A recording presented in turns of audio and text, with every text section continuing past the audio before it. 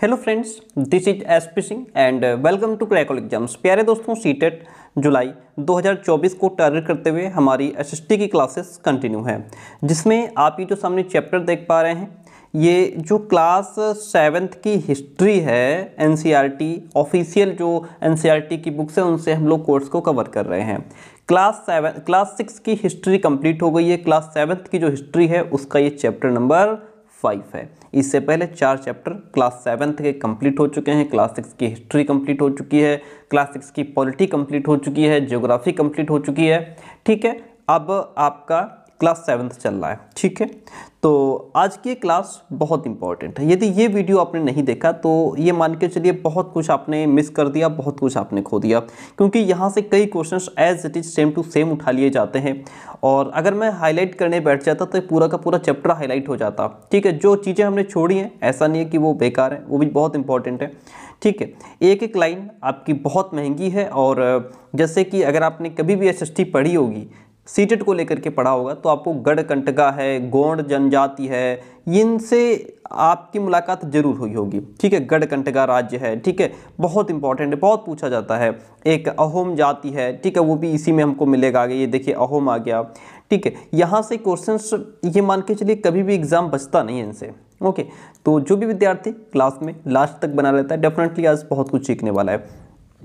एक एक लाइन बहुत महंगी है। चलिए देखिएगा, यहाँ पे ये कुछ पिक्चर्स हैं, इस पिक्चर को आप देखिएगा और अभी हम जब पढ़ेंगे तो समझ में आएगा, चीज़ें समझ में आएंगी। और बहुत ही इम्पोर्टेंट चैप्टर देखिए, चैप्टर 2nd, 3rd, 4th में हमने देखा कि किस प्रकार राज्यों का उत्थान और पतन हुआ, यानी कि राज्य उठे गिर गए। ठीक है, पहले राज्य छोटे थे, फिर वो समृद्धशाली हुए, फिर धीरे धीरे एक दिन उनका पतन भी हो गया। इस उठापटक के बीच ही कलाओं, दस्तकारियों और उत्पादक गतिविधियों की नई किस्में शहरों और गांवों में फल फूल रही थी। एक लंबे अंतराल में कई महत्वपूर्ण राजनीतिक, सामाजिक, आर्थिक परिवर्तन भी हुए। ठीक है, यहाँ पे क्या है, एक लंबे अंतराल में कई तरीके से राजनीतिक में परिवर्तन देखने को मिला, समाज में परिवर्तन देखने को मिला, किस तरीके से लोगों के जीवन में बदलाव आया, उनके जीवन शैली में परिवर्तन आया, उनके खान पीन में परिवर्तन देखने को मिला, उनके व्यवसाय में परिवर्तन देखने को मिला, उनके व्यापार में परिवर्तन देखने को मिला, उनका आर्थिक परिवर्तन देखने को मिला। कैसे वो थोड़ा पहले जिनको जो है कि उनका जो व्यवसाय बढ़ा, उनका जो व्यापार बढ़ा, तो आर्थिक कंडीशन भी उनकी अच्छी हो गई। लेकिन सामाजिक परिवर्तन हर जगह एक समान नहीं था, यानी कि ऐसा नहीं कि सब लोग एक जगह बसे थे, भाई दूर दराज बसे हुए थे। ठीक है, तो ऐसा नहीं कि हर जगह जहाँ पे जो जाति बसी हुई है, जहाँ पे जो लोग बसे हुए हैं, उनमें एक तरह का परिवर्तन समान हो रहा हो, ऐसा नहीं है। कोई जाति आगे निकल गई, कोई पीछे निकल गई। जैसे आज भी हमारे देश में है, कुछ ऐसे गाँव हैं जो बहुत पिछड़े हुए हैं, कुछ ऐसे गाँव हैं जो नगरों के बराबर आ गए हैं, कुछ शहर बहुत नामी हो गए हैं, कुछ शहर आज भी हल्के हैं। वो सब चीज़ें चलती रहती हैं, क्योंकि अलग अलग किस्म के समाज अलग अलग तरीक़ों से डेवलप हुए। ऐसा कैसे और क्यों हुआ, ये समझना बहुत इंपॉर्टेंट हो जाता है। आइए यहाँ से चीज़ों को थोड़ा और बेहतर ढंग से और बेहतर तरीके से समझने का प्रयास करते हैं। इस उपमहाद्वीप के बड़े हिस्से में समाज वर्ण के नियमानुसार पहले से ही विभाजित था। ये जो हमारा उपमहाद्वीप है, जिसमें जो सीधा सीधा हमारे भारत को टारगेट करता है, यानी कि उसको रिप्रेजेंट करता है, इस उपमहाद्वीप के बड़े हिस्से में समाज वर्ण के नियमानुसार पहले से ही विभाजित था। जो समाज था वो वर्ण के अकॉर्डिंग जो है डिवाइड था। ब्राह्मणों के द्वारा सुझाए गए ये नियम बड़े बड़े राज्यों के राजाओं के द्वारा स्वीकार किए गए थे, यानी कि जो भी नियम कानून ब्राह्मणों ने बनाए समाज को लेकर के, वर्ण व्यवस्था को लेकर के, उसको बड़े बड़े राज्यों के राजाओं ने एक्सेप्ट किया। इससे ऊंच और नीच तथा अमीर और गरीब के बीच का फासला बढ़ गया, क्योंकि जो है नियम इस तरीके से बनाए गए थे, जो उच्च जाति के हैं उनको ऊंचा दर्जा मिला, नीच जाति के लोग हैं उनके लोग पास बैठना पसंद नहीं करते थे, छुआछूत व्यवस्था थी। ठीक है, अमीर थे, गरीब थे, तो इनके बीच फासला बहुत ज़्यादा बढ़ गया। दिल्ली के सुल्तानों और मुगलों के काल में श्रेणीबद्ध समाज ज़्यादा जटिल हो गया। ठीक है, दिल्ली के सुल्तानों और मुगलों के काल में कौन सा समाज ज़्यादा जटिल हो गया, तो जो श्रेणीबद्ध समाज था वो ज़्यादा जटिल हो गया। इतनी बात क्लियर हो गई, वेरी गुड। आगे बढ़ते हैं हम। बड़े शहरों से परे जनजातीय समाज की यहाँ पे हम बात करेंगे। देखिए, अलबत्ता का मतलब होता है जैसे श्योरली, डेफिनेटली, ठीक है, निसंदेह। ओके, ये होता है अलबत्ता का अर्थ। निसंदेह दूसरे तरह के समाज भी उस समय मौजूद थे। ठीक है, उपमहाद्वीप के कई समाज ब्राह्मणों के द्वारा सुझाए गए सामाजिक नियमों और कर्मकांडों को नहीं मानते थे। आई बात समझ में? कह रहा है कि कई समाज ऐसे थे जो ब्राह्मणों ने जो नियम कानून बना दिए, जो कर्मकांड ब्राह्मणों ने बना दिए, ये उनको नहीं मानते थे ऐसे कुछ समाज के लोग, और ना ही वे कई असमान वर्गों में विभाजित थे। अक्सर ऐसे समाजों को जनजातियां कहा जाता रहा है। क्या कहा जाता रहा है? ऐसा समाज जो उस समय के ब्राह्मणों के द्वारा जो नियम कानून कर्मकांड, समाज की आदर्श परंपरा प्रतिष्ठा जो भी उन्होंने बनाई है, ये लोग उसको नहीं मानते थे, और ऐसी जातियों को, ऐसे समाज को जनजातियां नाम दिया गया, जनजातियां कहा जाता रहा है। प्रत्येक जनजाति के सदस्य नातेदारी के बंधन से जुड़े होते थे। हर जनजाति के जो सदस्य थे वो नातेदारी के बंधन से, रिश्तेदारी के बंधन से जुड़े होते थे। कई जनजातियां खेती से अपना जीविकोपार्जन करती थीं। कुछ दूसरी जनजातियों के लोग शिकारी, संग्राहक यानी कि शिकारी हो गए, आखेटक हो गए, संग्राहक हो गए, पशुपालक थे। ठीक है, ध्यान दीजिएगा, नोट करते चलिए जो इंपॉर्टेंट लाइनें हैं।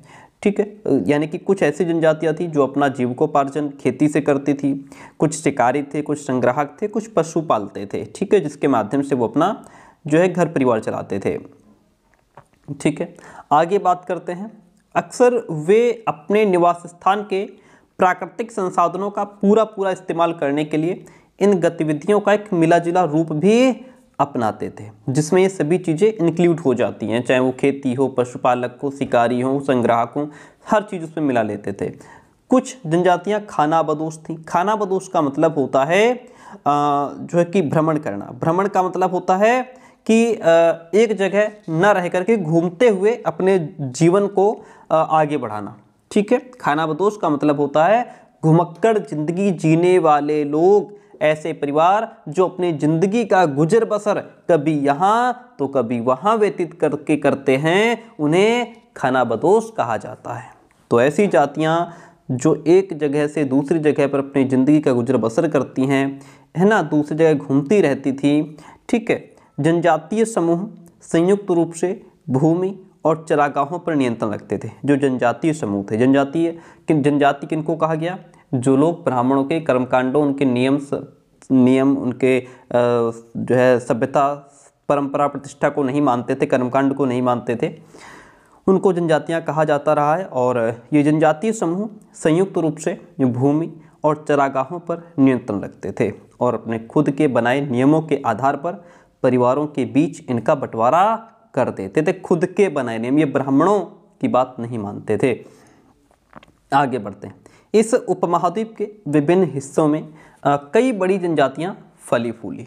सामान्यतः ये जंगलों, पहाड़ों, रेगिस्तानों और दूसरी दुर्गम जगहों पर निवास करती थी। जो यानी कि जो दुर्गम जगह, बहुत मतलब ऑड कह सकते हैं।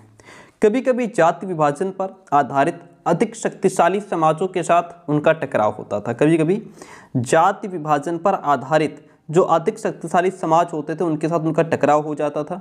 कई मायनों में इन जनजातियों ने अपनी आज़ादी को बरकरार रखा और अपनी अलहदा संस्कृति को बचाया। अपनी अलग की जो बनी हुई संस्कृति थी, इन्होंने उसको बचाया। कई बार कुछ ऐसी जनजातियां थी जो जिनसे इनका टकराव हो जाता था, वो अपने नियम कानून बताते थे, अपने नियम कानून बताते थे। ठीक है, वो कहीं ना कहीं इनसे ऊपर अपने आप को दिखाने की कोशिश करते थे, लेकिन इन्होंने अपने आप, और ये कहते थे, मतलब वो कहते थे कि हमारे नियम कानून मानो या हमारे साथ मिल जाओ, लेकिन नहीं, इन्होंने अपने आप को फ्री रखा, अपने नियम कानूनों की बात की इन्होंने। ठीक है, आगे बढ़ते हैं। लेकिन जाति आधारित और जनजातीय समाज दोनों अपनी विविध किस्म की जरूरतों के लिए एक दूसरे पर निर्भर भी रहे। टकराव और निर्भरता के इस संबंध ने दोनों तरह के समाजों को धीरे धीरे बदलने का काम भी किया। यानी कि टकराव भी होता रहा नियम कानून को लेकर के, और एक दूसरे पर डिपेंड भी थे। भाई काम हमारा तुमसे भी चलता है, तुम्हारा हमसे चलता है। वो अलग बात है कि हमारे विचार अलग हैं, आपके विचार अलग हैं, लेकिन एक दूसरे पर निर्भर हैं। हम आपसे जुड़े हैं, आप हमसे जुड़े हैं। ठीक है, तो इन दोनों चीज़ों के बीच में जो है कि दोनों तरह के समाजों को धीरे धीरे बदलने का काम भी किया गया। जनजातीय लोग कौन थे, आइए इसके बारे में और डीप से समझते हैं। ठीक है, अच्छा, अगर आप सीटेट दे रहे हैं और आपका सब्जेक्ट एसएसटी है, तो अगर आपने एनसीईआरटी नहीं पढ़ी तो ये मान के चलिए कोई आपको सीटेट क्रैक नहीं करा सकता, कोई आपको एसएसटी पास नहीं करा सकता जब तक आप एनसीईआरटी नहीं पढ़ेंगे। बिकॉज आप जो सीटेट पूछा जा रहा है वो मोस्टली जो क्वेश्चंस हैं वो स्टेटमेंट बेस्ड क्वेश्चंस हैं, और स्टेटमेंट आपके कक्षा 6, 7, 8 की जो एनसीईआरटी है यहीं से बनते हैं। ये 6, 7, 8 की जो एनसीईआरटी, जो ऑफिशियल एनसीईआरटी जिनसे हम पढ़ा रहे हैं, ठीक है, ये बहुत इंपॉर्टेंट है। यहीं से आपका सीटेट क्रैक हो सकता है, दूसरा कोई रास्ता नहीं है। यदि आपने एनसीईआरटी को फॉलो किया है, आप सभी वीडियोस देख रहे हैं, आप एनसीईआरटी पढ़ रहे हैं और अभी आपके पास समय है, क्वेश्चंस आप 1 महीने पहले प्रैक्टिस करना शुरू कीजिएगा। अभी आपको ये सारे चैप्टर्स पढ़ने चाहिए और बहुत अच्छे से पढ़ने चाहिए, एक लाइन को पढ़ना चाहिए। ओके, तो तभी आप सीटेट को क्रैक कर सकते हैं, अच्छे मार्क्स गेन कर सकते हैं, ये बात ध्यान रखिएगा। जो भी बच्चा एनसीईआरटी पढ़ रहा है इसका मतलब वो सही डायरेक्शन में जा रहा है। जो एनसीईआरटी नहीं पढ़ रहा है वो सीटेट क्रैक नहीं कर पाएगा। एसएसटी में बहुत बार बच्चे फेल हुए हैं। जनजातीय लोग कौन थे? देखिए, समकालीन इतिहासकारों और मुसाफिरों ने जनजातियों के बारे में बहुत कम जानकारी दी है। कुछ अपवादों को अगर छोड़ दें तो जनजातीय लोग भी लिखित दस्तावेज नहीं रखते थे, लेकिन समृद्ध रीति रिवाजों और वाचिक या ओरली मौखिक परंपराओं का वे संरक्षण करते थे। ये परंपराएं हर नई पीढ़ी को विरासत में मिलती थी। जो परंपरा चली आ रही है, नई पीढ़ी उसका संरक्षण करती थी, उसको बचा करके रखती थी, उसको फॉलो करती थी। आज के इतिहासकार जनजातियों का इतिहास लिखने के लिए इन वाचिक परंपराओं का इस्तेमाल करने लगे। जो ओरली चीज़ें थी, जो जिनको वाचिक कहा गया है, उनसे कुछ ना कुछ ये लोग निकालने का प्रयास करते हैं और वहीं से जानकारी लेने का प्रयास करते हैं। जनजातीय लोग भारत के लगभग हर क्षेत्र में पाए जाते थे। जनजातीय लोग भारत के किस क्षेत्र में पाए जाते थे? लगभग हर क्षेत्र में पाए जाते थे। किसी भी एक जनजाति का इलाका और प्रभाव समय के साथ साथ बदलता रहता था। कोई भी जनजाति हो, उसका इलाका बदल जाता था और प्रभाव के साथ साथ उसका समय के साथ साथ बदलता रहता था उसका प्रभाव भी। कुछ शक्तिशाली जनजातियों का बड़े इलाकों पर नियंत्रण था, बड़े इलाकों पर उनका कंट्रोल था। और यहाँ से लाइन को नोट कीजिएगा। पंजाब में खोखर जनजाति 13वीं और 14वीं सदी के दौरान बहुत प्रभावशाली थी। ठीक है, और आपसे पूछ लेगा कि पंजाब में 13वीं और 14वीं सदी के दौरान जो है कि कौन सी जनजाति बहुत प्रभावशाली थी, तो वो थी खोखर जनजाति। क्वेश्चन आपसे ये भी पूछेगा खोखर क्या है? जानवर है, कोई स्थान है, जनजाति है, ये क्या है? तो आपका क्लियर क्या हो जाएगा? खोखर जो है यह एक प्रकार की जनजाति है। ठीक है, इस पर खोखर क्या है? एक जनजाति है जो कि 13वीं और 14वीं सदी के दौरान बहुत प्रभावशाली थी पंजाब में। यहाँ बाद में गक्खर लोग ज़्यादा महत्वपूर्ण हो गए। गक्खर क्या है? गक्खर कोई जनजाति है, कोई पशु है, कोई स्थान है, तो गक्खर भी लोग हैं। ठीक है, यह भी एक जाति ही है। उनके मुखिया कमाल खान गक्खर को बादशाह अकबर ने मनसबदार बनाया था। हमने पीछे आपको पढ़ाया था मनसबदार क्या होता है।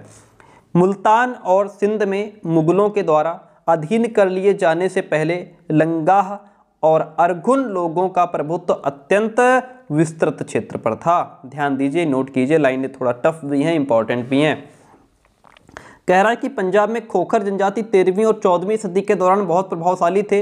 यहाँ बाद में गक्खर लोग और ज़्यादा महत्वपूर्ण हो गए। उनके मुखिया कमाल खान गक्खर को बादशाह अकबर ने मनसबदार बनाया था मुल्तान और सिंध में। कहाँ? मुल्तान और सिंध में मुगलों के द्वारा अधीन कर लिए जाने से पहले लंगाह और अरगुन लोगों का जो प्रभुत्व था वो और ज़्यादा अत्यंत विस्तृत क्षेत्र पर फैल गया। ठीक है, उत्तर पश्चिम में एक और विशाल, कहाँ क्या भाई, उत्तर पश्चिम में एक और विशाल एवं शक्तिशाली जनजाति बची थी जिसका नाम बलोच था। बलोच क्या है? यह भी एक जनजाति ही थी। ठीक है, और ये लोग अलग अलग मुखियों वाले कई छोटे छोटे कुलों में बटे हुए थे।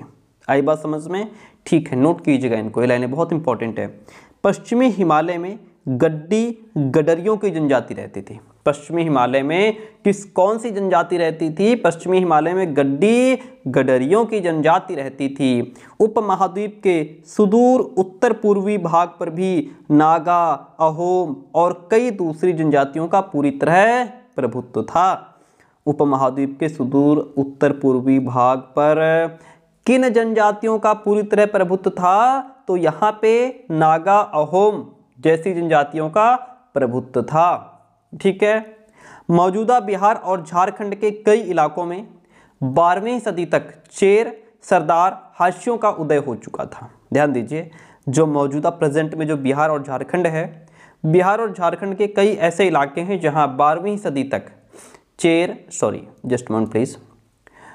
12वीं सदी तक चेर सरदार शाहियों का उदय हो चुका था।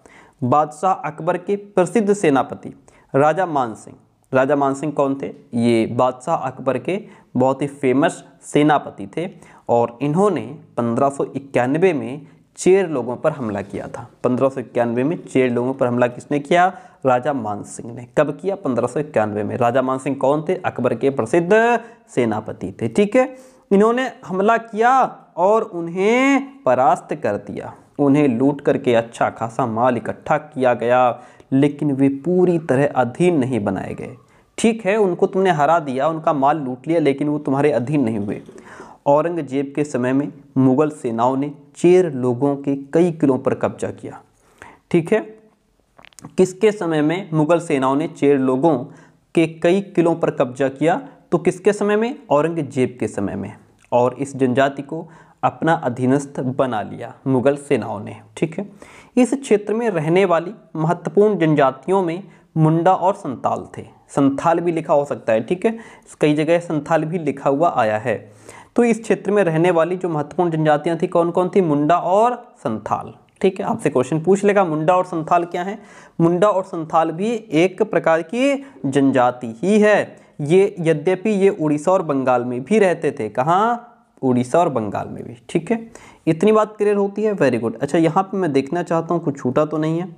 ठीक है, यहाँ से तो कुछ नहीं छूटा। यहाँ पे एक पॉइंट है, इसको थोड़ा समझ लेते हैं। कुल क्या होता है? देखिए, परिवारों या घरों के एक ऐसे समूह को कुल कहते हैं जो एक ही पूर्वज की संतान होने का दावा करते हैं। परिवारों या घरों के एक ऐसा समूह जिसमें हो सकता है 20, 25, 50, 100, 200 लोग रहते हों और वो किसी एक ही जो है कि पूर्वज की संतान हो, सारे एक ही जड़ की पूरी शाखा हो। ठीक है, उसको कुल कहते हैं। जनजातीय संगठन प्रायः नातेदारी या कुल संबंधी निष्ठा पर ही आधारित होते हैं। इतनी बात क्लियर होती है। Very good. हम आगे बढ़ते हैं, यहाँ से चीज़ों को और समझने का प्रयास करते हैं। यहाँ पे देखिएगा, रात में भील लोग हिरण का शिकार कर रहे हैं। यहाँ पे रात हो चुकी है और जो भील लोग हैं वो इन हिरणों का शिकार कर रहे हैं रात के समय में। ठीक है, चलिए समझिए पॉइंट को। बहुत इंपॉर्टेंट चैप्टर है ये, एक एक लाइन बहुत इंपॉर्टेंट है। इस चैप्टर को आप कई बार पढ़ सकते हैं और ये वीडियोस आप एक से कई बार रिपीट कर सकते हैं। फर्स्ट टाइम जब आप वीडियो देखा करिए, ये पहली बार अगर आप वीडियो देख रहे हैं तो आराम से नॉर्मल पे देखिए। जब दोबारा देखें तो इसको 1.25 स्पीड पे देखिए। कितना? 1.25 स्पीड पे। अगर दोबारा देखने का मन करे तो आप इसको 1.75 पे कर सकते हैं, स्पीड बढ़ा सकते हैं। ठीक है, ये आपके पास सुविधा होती है यूट्यूब में। देखिए, कर्नाटक और महाराष्ट्र की पहाड़ियाँ कोली, बेराद और कई दूसरी जनजातियों के निवास स्थान थे। ठीक है, कर्नाटक और महाराष्ट्र की जो पहाड़ियाँ थी ये किन जनजातियों के निवास स्थान थे? ये कोली, बेराद जैसी कई दूसरी भी जनजातियाँ थी जिनके निवास स्थान हुआ करते थे। कोली लोग गुजरात के कई इलाकों में भी रहते थे। कुछ और दक्षिण में कोरागा, वेतर, मारवाड़ और दूसरी जनजातियों की विशाल आबादी थी। ठीक है, दक्षिण में क्या था? जैसे कोरागा है, वेतर है, मारवाड़ और भी दूसरी जनजातियां थी जिनकी ये विशाल आबादी यहाँ पे हुआ करती थी। भीलों की बड़ी जनजाति पश्चिमी और मध्य भारत में फैली हुई थी। कौन सी बड़ी जनजाति पश्चिमी और मध्य भारत में फैली हुई थी? भीलों की बड़ी जनजाति जो थी वो पश्चिमी और मध्य भारत में फैली हुई थी। 16वीं सदी का अंत आते आते उनमें से कई एक जगह बसे हुए खेतीहर और यहाँ तक कि जमींदार बन चुके थे। जो 16वीं सदी का अंत हुआ तो 16वीं सदी के अंत आते आते कई जगह जो लोग बसे हुए थे वो खेतीहर हो गए, किसान हो गए। खेतीहर का मतलब किसान हो गए और जमींदार भी बन चुके थे। तब भी भीलों के कई कुल शिकारी संग्राहक बने रहे। भील जो जाति है इसके कई जो ऐसे कुल थे जो अभी भी आखेटक ही थे, संग्राहक ही थे। ठीक है, जबकि कुछ जातियां किसान बन गए थे, जमींदार बन गए थे। मौजूदा छत्तीसगढ़, मध्य प्रदेश, महाराष्ट्र और आंध्र प्रदेश में गौड़ लोग बड़ी तादाद में फैले हुए थे। ठीक है, किन स्थानों पर गौंड लोग बड़ी तादाद में फैले हुए थे? तो वो था छत्तीसगढ़, मध्य प्रदेश और महाराष्ट्र, आंध्र प्रदेश। यहाँ पर जो गौंड जनजाति के लोग थे इनकी संख्या बहुत ज़्यादा थी। आगे बढ़ते हैं, खानाबदोश और घुमंतू लोग कैसे रहते थे? तो जैसा कि मैंने अभी आपको बताया था, खानाबदोश क्या होता है? खानाबदोश यानी कि ऐसे परिवार जो अपनी जिंदगी का गुजर बसर कभी यहाँ तो कभी वहाँ रह करके व्यतीत करते हैं, उनको खानाबदोश कहते हैं। ये कैसे ये लोग रहते थे? देखिए, खानाबदोश चरवाहे अपने जानवरों के साथ दूर दूर तक घूमते रहते थे। उनका जीवन दूध और अन्य पशुचारी उत्पादों पर निर्भर था। ठीक है, जैसे जानवरों का दूध मिल गया वो पी लिया, और भी जो है कि उत्पाद हैं जंगलों में और चीज़ें हैं वो मिल जाती थी, उनको खा पी करके अपने जीवन व्यतीत करते थे। वे खेतीहर ग्रस्तों से जस्ट मिनट प्लीज, कह रहा है पॉइंट की वे खेतीहर यानी किसानों से, गृहस्थों से अनाज, कपड़े, बर्तन और ऐसी ही चीज़ों के लिए ऊन, घी इत्यादि का विनिमय भी करते थे। विनिमय का मतलब है कि हमसे ऊन ले लो, कपड़ा दे दो, या घी ले लो, हमें कोई अनाज दे दो, इस तरीके से। ठीक है, कुछ खानाबदोश अपने क्या कहते हैं उनको, देखिएगा एक सेकेंड, कुछ खानाबदोश जो थे वो अपने जानवरों पर सामानों की ढुलाई का काम करते थे।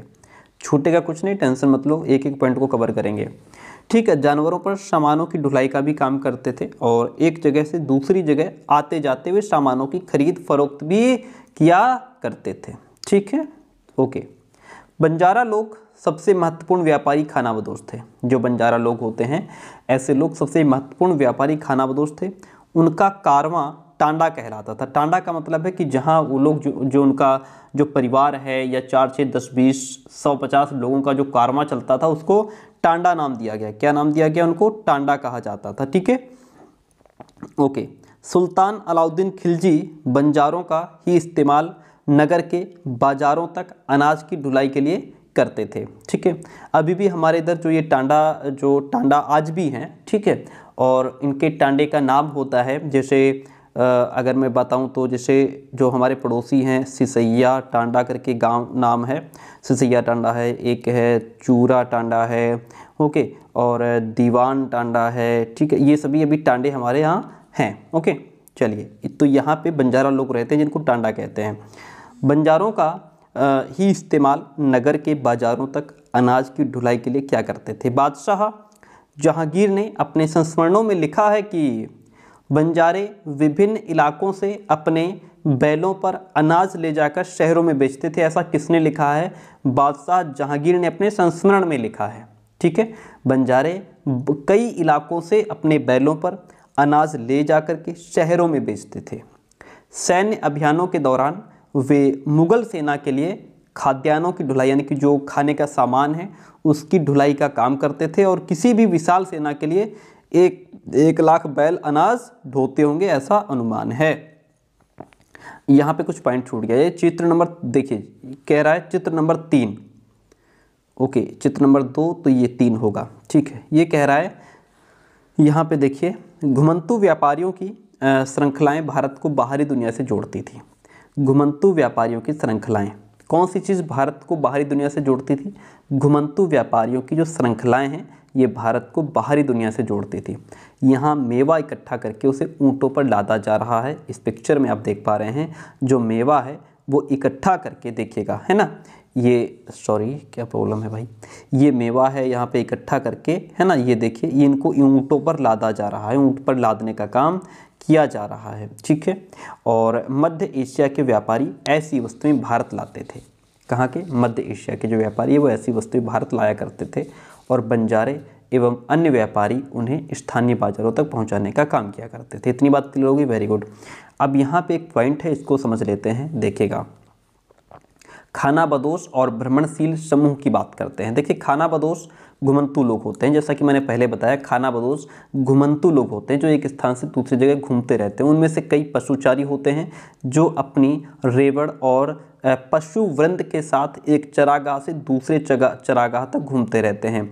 इसी तरह दस्तकार, फेरी वाले और नर्तक, गायक, नाचने वाले, गाने वाले, अन्य तमाशबीन भ्रमणशील समूह अपना काम धंधा करते करते एक जगह से दूसरी जगह की यात्रा पर रहते हैं। खानाबदोश और भ्रमणशील समूह दोनों अक्सर उस जगह लौट कर आते हैं जहां उन्होंने पिछले साल दौरा किया था। ठीक है, तो एक साल में ये अपनी जगह पर लौट करके आते हैं। ठीक है, इतनी बात क्लियर हो गई। अब यहाँ पे बंजारों के बारे में कुछ बातें लिखी हुई हैं और ये हम आपको पढ़ करके सुना देते हैं, समझा देते हैं। देखिए, 17वीं सदी के आरंभ में भारत आने वाले एक अंग्रेज व्यापारी पीटर मंडी ने बंजारों का वर्णन किया है। किसने? एक अंग्रेज व्यापारी थे पीटर मंडी, उन्होंने बंजारों का वर्णन किया है। वो कहते हैं कि सुबह हमारी मुलाकात बंजारों की एक टांडा से हुई जिसमें 14,000 बैल थे। सारे पशु गेहूं और चावल जैसे अनाजों से लदे हुए थे। ये बंजारे लोग अपनी पूरी घर गृहस्थी, बीवी, बच्चे अपने साथ लेकर के चलते हैं। यानी कि जो बंजारे लोग थे वो अपने साथ अपने जानवर, अपना खाद्यान्न, अपने बीवी, बच्चे, घर गृहस्थी पूरा साथ में ले करके चलते हैं। जहां इन्हें सही सटीक जगह मिल जाती है, जहां इनका व्यापार अच्छा चल जाता है ना, जहां इनका सामान अच्छा सेल हो जाता है, वहीं पर ये रुक जाते हैं, ठहर जाते हैं 4 से 10 दिनों के लिए, महीने भर के लिए। एक टांडा में कई परिवार होते हैं। ठीक है, उसमें 4 परिवार, 6 परिवार, 10 परिवार भी हो सकते हैं। उनका जीने का तरीका उन भारवाहकों से मिलता जुलता है जो लगातार एक जगह से दूसरी जगह जाते रहते हैं। ओके, और टांडा में 6 से 700 तक लोग हो सकते हैं। ध्यान दीजिए, जो एक गांव होता है जो उसमें 4 से परिवार होंगे तो 6 से 700 तक लोग हो सकते हैं। वे एक दिन में 6 या 7 मील से ज़्यादा सफ़र नहीं करते। यहाँ तक कि ठंडे मौसम में भी वो जो है कि ज़्यादा सफ़र ना करके जहाँ उनको सही जगह मिलती वहीं वो ठहर जाते हैं। चलिए, बाकी इसमें कुछ खास नहीं है, आगे बढ़ते हैं, यहाँ से इम्पोर्टेंट नहीं है। चलिए, यहाँ से चीज़ों को और बेहतर समझते हैं। कई ऐसी भी पशुचारी जातियाँ, ध्यान दीजिए, कई पशुचारी जनजातियाँ मवेशी और घोड़ों जैसे जानवरों को पालने, पोसने और संपन्न लोगों के हाथ उन्हें बेचने का काम करती थी। कुछ ऐसी जनजातियाँ थी जो पशुओं को, घोड़ों को, ठीक है, इनको बेचने का काम करती थी। छोटी मोटे फेरी वालों की भी विभिन्न जातियाँ भी एक गांव से दूसरे गांव भ्रमण करती थी। ये लोग रस्सी, सरकंडे की चीज़ें, फूस की चटाई और मोटे बोरे जैसे माल बनाते और बेचते भी थे। कभी कभी भिक्षुक लोग भी घुमंतु सौदागरों का काम कर लेते थे। नर्तकों, गायकों और अन्य जो तमाशा करने वाले हैं, तमाशबीनों की भी जातियां थी जो विभिन्न नगरों और गांव में कमाई के लिए अपनी कला का प्रदर्शन करते थे। आज भी कुछ गांव में कुछ ऐसे लोग आ जाते हैं जो अपनी कला का प्रदर्शन करते हैं और वो जो है आटा, दाल, चावल या मतलब अब तो ज़्यादातर लोग पैसे ही दे देते हैं, 10 रुपये, 5 रुपये, तो सॉरी 5 तो नहीं चलता, 10, 20, 50 जो भी जिससे हो जाए। बदलता समाज, नई जातियां और श्रेणियों की बात करेंगे। जैसे जैसे अर्थव्यवस्था और समाज की ज़रूरतें बढ़ती गई, नए हुनर वाले लोगों की आवश्यकता पड़ी। भाई अर्थव्यवस्था बढ़ रही है, अर्थव्यवस्था बदल रही है, समाज बदल रहा है, समाज जागरूक हो रहा है, समाज की आवश्यकता बढ़ रही है, तो कुछ नए हुनर वाले लोगों की आवश्यकता पड़ी। वर्णों के भीतर छोटी छोटी जातियाँ उभरने लगी। उदाहरण के लिए ब्राह्मणों के बीच नई जातियाँ सामने आई। दूसरी ओर कई जनजातियों और सामाजिक समूहों को जाति विभाजित समाज में शामिल कर लिया गया और उन्हें जातियों का दर्जा दे दिया गया। विशेषज्ञता प्राप्त शिल्पियों, जिन्होंने विशेषज्ञता प्राप्त कर रखी थी या जो विशेषज्ञ थे, सुनार, लोहार, बढ़ई और राजमिस्त्री को भी ब्राह्मणों द्वारा जातियों के रूप में मान्यता दे दी गई। यानी कि ब्राह्मणों ने इनको जाति के रूप में मान्यता दे दी।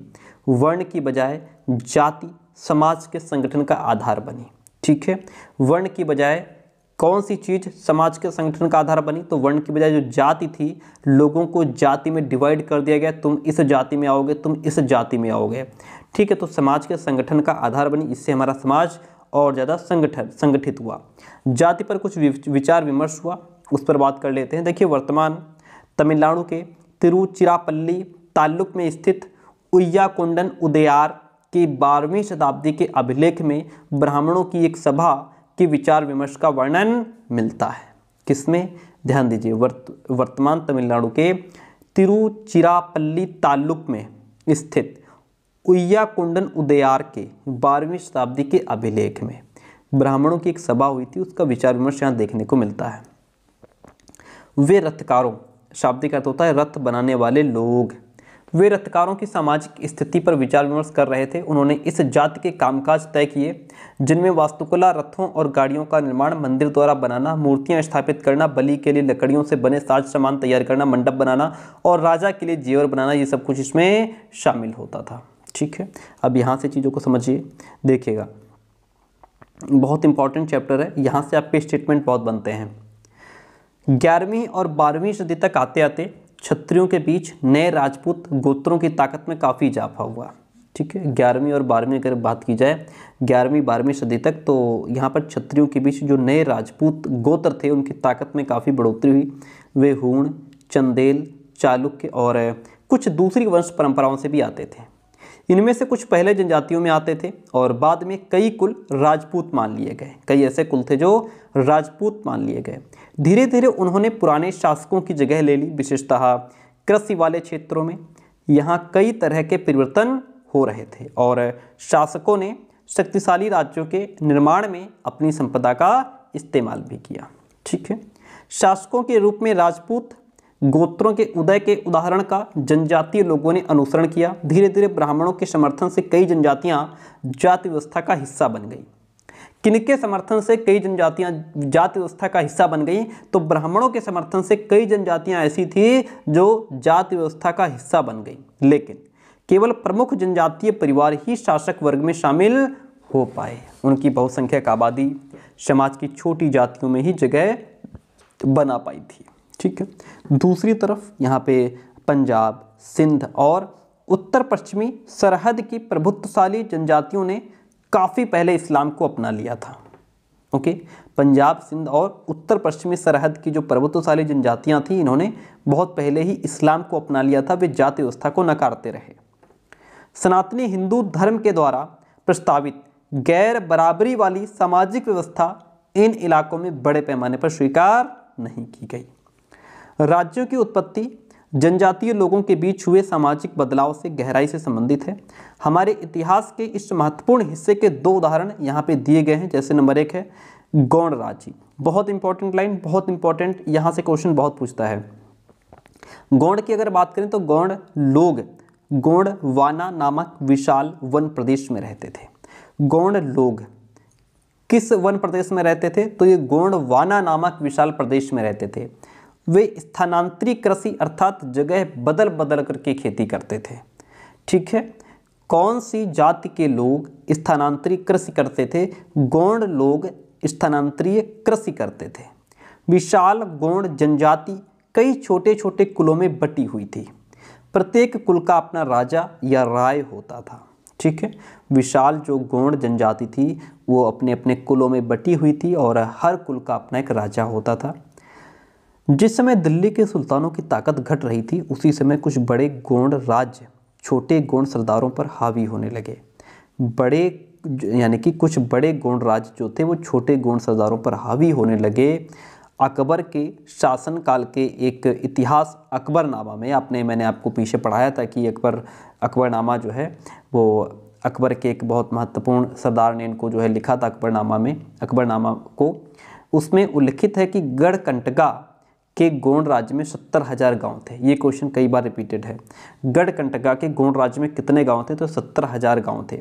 इन राज्यों की प्रशासनिक व्यवस्था केंद्रीकृत हो रही थी। राज्य गढ़ों में विभाजित थे। जो राज्य थे वो गढ़ों में विभाजित थे। हर गढ़ किसी खास गौड़ कुल के नियंत्रण में था।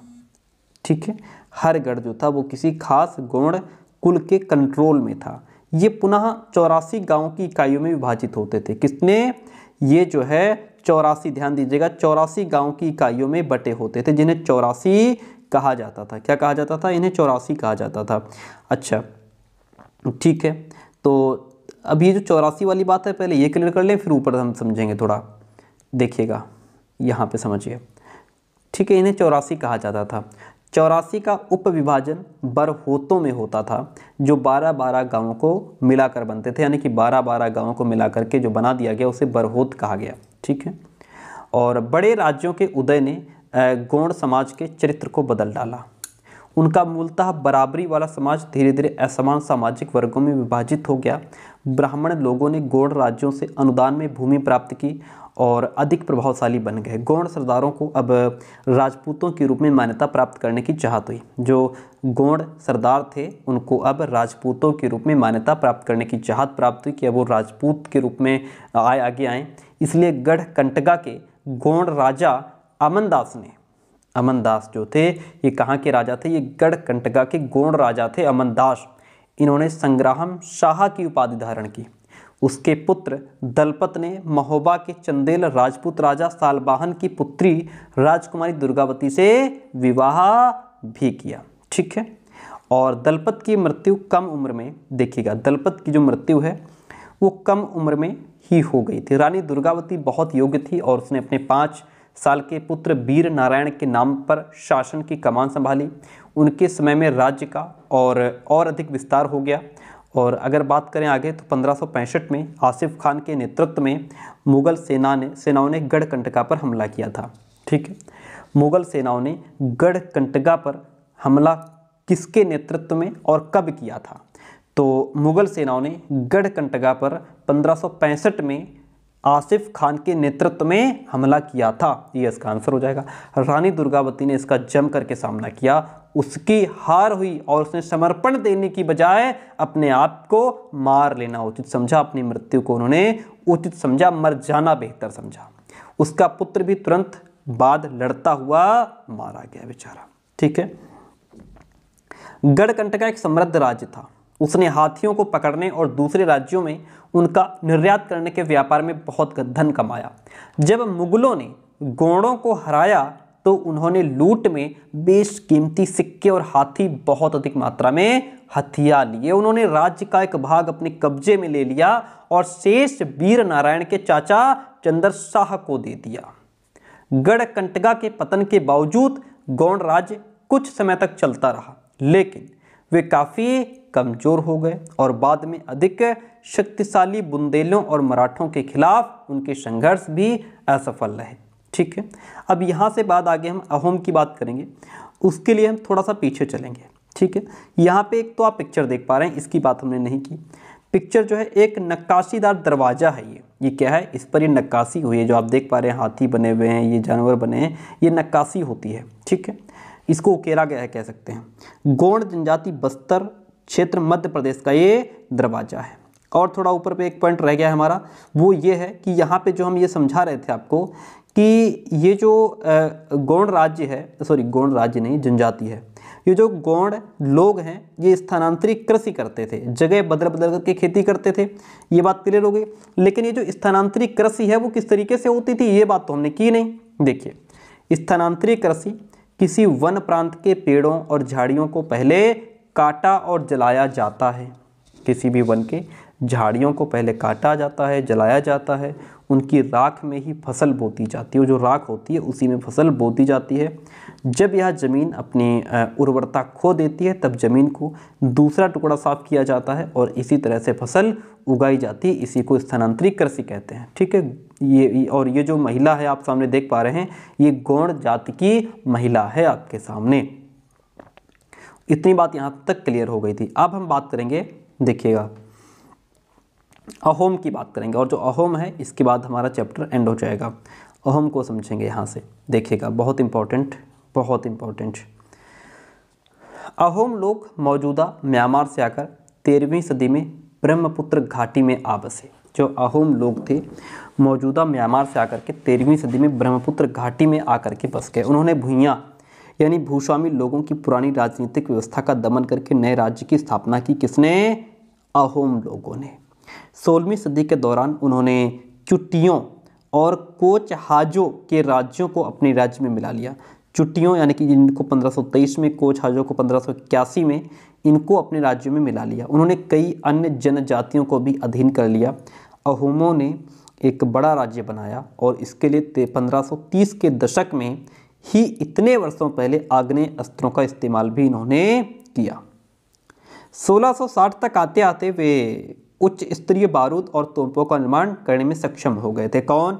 अहोम जनजाति के लोग।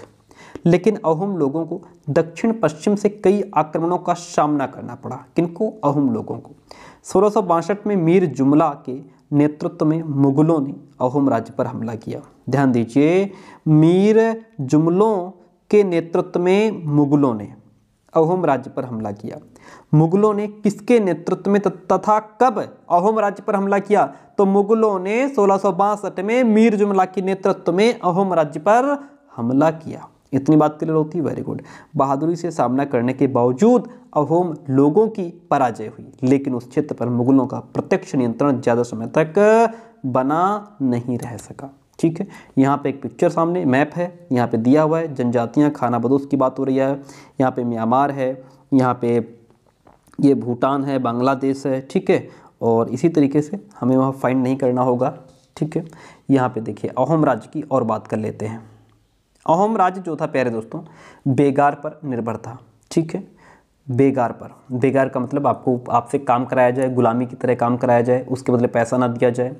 राज्य के लिए जिन लोगों से जबरन काम लिया जाता था वे पाइक कहलाते थे। ध्यान दीजिए पाइक क्या है, लोगों से जबरन काम लेना पाइक कहलाता है। पाइक, ध्यान दीजिए, लोगों से जबरन काम लेना पाइक कहलाता था। अहोम राज्य में एक जनगणना की गई थी। किस राज्य में? अहोम राज्य में। प्रत्येक गांव को अपनी बारी आने पर निश्चित संख्या में पाइक भेजने होते थे, यानी कि लोगों को भेजना होता था काम कराने के लिए। इसके लिए जनगणना के बाद सघन आबादी वाले इलाकों से कम आबादी वाले इलाकों में लोगों को स्थानांतरित किया गया था। इस प्रकार अहोम कुल टूट गए। 17वीं शताब्दी का पूर्वार्ध पूरा होते होते प्रशासन खासा केंद्रीकृत हो चुका था। लोगों लगभग सभी वयस्क पुरुष युद्ध के दौरान सेना में अपनी सेवाएं प्रदान करते थे। दूसरे समय में वे बांध, सिंचाई व्यवस्था इत्यादि के निर्माण या अन्य सार्वजनिक कार्यों में जुटे रहते थे। अहोम लोग चावल की खेती के नए तरीके भी अमल में लाए थे। अहोम समाज कुलों में विभाजित था जिन्हें खेल कहा जाता था। खेल क्या है? खेल, अहोम समाज का कुलों में विभाजित होना खेल कहलाता है। ध्यान दीजिए, खेल क्या है? अहोम जाति का, अहोम समाज का कुलों में विभाजित होना खेल कहलाता है। वह दस्तकारों की बहुत कम जातियां थी, इसलिए अहोम क्षेत्र में दस्तकार निकटवर्ती क्षेत्रों से आए थे। एक खेल के नियंत्रण में प्रायः कई गांव होते थे। ठीक है, किसान को, हाँ खेल क्या होता है अभी पीछे आपने पढ़ा, खेल अहोम समाज का कुलों में विभाजित होना खेल कहलाता था और एक खेल के नियंत्रण में कई गांव होते थे। किसान को अपने ग्राम समुदाय के द्वारा जमीन दी जाती थी। समुदाय की सहमति के बगैर राजा तक इसे वापस नहीं ले सकता था। शुरुआत में अहोम लोग अपने जनजातीय देवताओं की उपासना करते थे। ठीक है, शुरुआत में अहोम लोग किन देवताओं की उपासना करते थे? अपने जनजातीय देवताओं की उपासना करते थे। लेकिन 17वीं सदी के पूर्वार्ध में ब्राह्मणों के प्रभाव में बढ़ोतरी हुई। मंदिरों और ब्राह्मणों को राजा के द्वारा भूमि अनुदान में दी गई।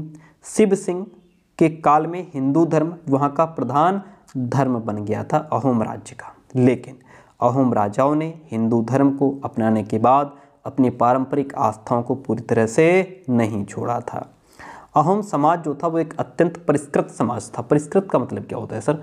परिष्कृत का मतलब होता है जैसे कोई चीज़ बहुत सुधारी हुई है, सफिस्टिकेटेड है, रिफाइंड है, यानी कि सबको कहने का मतलब है साफ किया हुआ, उसमें कुछ बदलाव किया हुआ। सफिस्टिकेटेड जैसा कि मैंने कहा, रिफाइंड हो गया। ठीक है, ये एक परिष्कृत, साफ सुथरा, सुधारा हुआ समाज था, सुधरा हुआ। कवियों और विद्वानों को अनुदान में जमीन दी जाती थी। नाट्यकर्म को प्रोत्साहन दिया जाता था, यानी नाटक वगैरह को प्रोत्साहन दिया जाता था। संस्कृत की महत्वपूर्ण कृतियों का स्थानीय भाषा में अनुवाद किया गया था। बुर्जी नामक ऐतिहासिक कृतियों को पहले अहोम भाषा में और फिर असमिया में लिखा गया, है ना। बुरंजी क्या है? बुरंजी एक ऐतिहासिक कृति है, एक रचना है जिसको पहले अहोम भाषा में फिर बाद में इसको असमिया में लिखा गया। निष्कर्ष के तौर पर अगर यहाँ पे कंक्लूजन की बात की जाए, जिस युग की हम चर्चा करते आए हैं उस युग के दौरान उपमहाद्वीप में काफ़ी सामाजिक परिवर्तन हमें देखने को मिला है। वर्ण आधारित समाज और जनजातीय लोग एक दूसरे के साथ लगातार संपर्क में आते रहे। इस आदान प्रदान ने दोनों तरह के समाजों में अनुकूलन और बदलाव की प्रक्रिया चलाई। बहुत सी विभिन्न प्रकार की जनजातियां थीं और उन्होंने विभिन्न प्रकार की जीविकाएं भी अपनाई और कालांतर में उनमें से कई जाति आधारित समाज में शामिल हो गई, लेकिन कईयों ने जाति व्यवस्था और सनातनी हिंदू धर्म दोनों को ही नकार दिया। कुछ जनजातियों ने सुसंगठित प्रशासनिक व्यवस्था वाले विस्तृत राज्यों की स्थापना भी की और इस तरह वे राजनीतिक रूप से ताकतवर हो गए। इसने उन्हें बृहत्तर और अधिक जटिल राज्यों और साम्राज्यों के साथ संघर्ष की स्थिति में ला करके खड़ा कर दिया। तो इस तरीके से ये हमने आज समझा और ये चैप्टर आपका बहुत इंपॉर्टेंट था। यहाँ से कई क्वेश्चन ऐसे हैं जो पूछे जाते हैं। ये जो पिक्चर आप देख पा रहे हैं कान के आभूषण हैं, कबोई, नागा जनजाति, मणिपुर के ये आभूषण आपके सामने हैं। इस तरीके के आभूषण होते थे, ठीक है। और ये चैप्टर हमारा कंप्लीट होता है। प्लेलिस्ट बनी हुई है, आज एक ही क्लास हो पाई है, बाकी आपकी 2 क्लासें होती हैं, एक 2 बजे एक 9 बजे, ठीक है। आज कुछ टाइम शेड्यूल थोड़ा ख़राब हो गया, तो क्लास कैसे रही कमेंट करके ज़रूर बताइएगा।